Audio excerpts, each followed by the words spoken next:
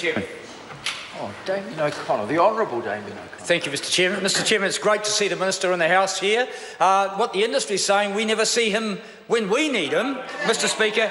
And I'd like to build off the speech of the last speaker. He said PGP was a very ambitious program for the national government, and indeed it was, and now it's very embarrassing. A bit like the Prime Minister, I guess. Very embarrassing because the Office of the Auditor General said, in spite of programs being over halfway through their length, there has been no economic benefit identified so far. From $350 million given by the national government to their mates for PGP. Mr Speaker, I won't dwell on that. Mr Speaker, the industry is crying out for leadership from the Minister and the national government and not getting it. Mr Speaker, we've got fruit flies flying around in West Auckland and an industry asking for one thing only: bring back 100% X-ray baggage screening, because when we had that in place, we had no fruit flies. Minister, step up to the mark,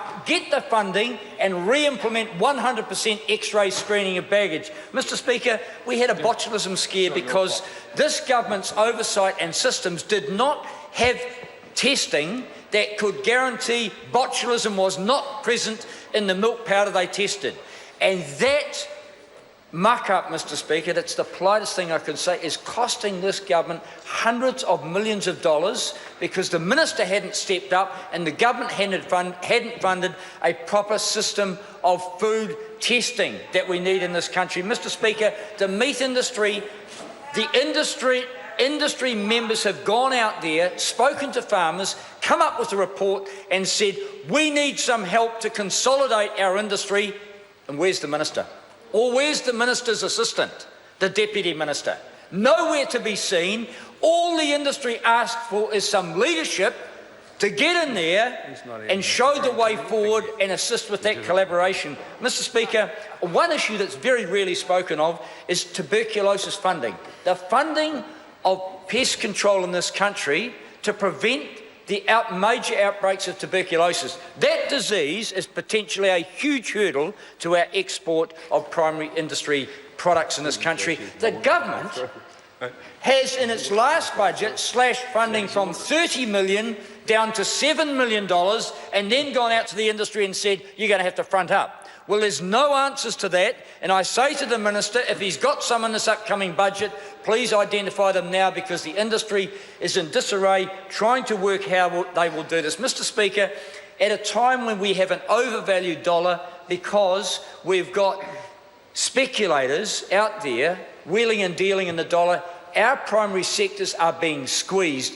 The member before me spoke of the forestry industry. Never before have we seen so many logs go out of this country in raw form, leaving opportunities for this country at the port. Mr Speaker, it is an outrageous indictment on the national government's oversight of primary industries that we are letting opportunities flood out of this country. In the meat industry, we are cutting carcasses into 6 pieces and sending them to China. Mr Speaker, the Chinese have been absolutely strategic in their investments into New Zealand, and they are getting further and further down the value chain and will have, in a very short time, vertical integration through all the sectors, because this government, because the Minister refuses to intervene and protect the interest of New Zealand farmers, of New Zealand Incorporated and of New Zealand companies. Mr Speaker, we've got speculation under a national government because the Prime Minister's a wheeler and dealer.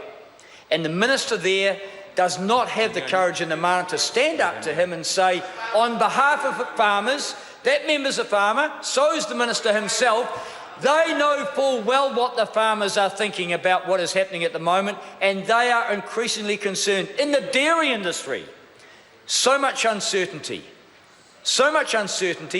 that they don't know which way to jump next. They've been told that prices will lift, but indeed the indicators are otherwise. They've been told that we're in charge of our industry, and every day we see creep from Chinese and overseas investors into our dairy industry that ultimately will see us lose control of Fonterra unless there's leadership from the government. So all I say, Mr Chairman, is that the Minister takes the opportunity, takes the responsibility to stand up and show some leadership so the sectors have some confidence.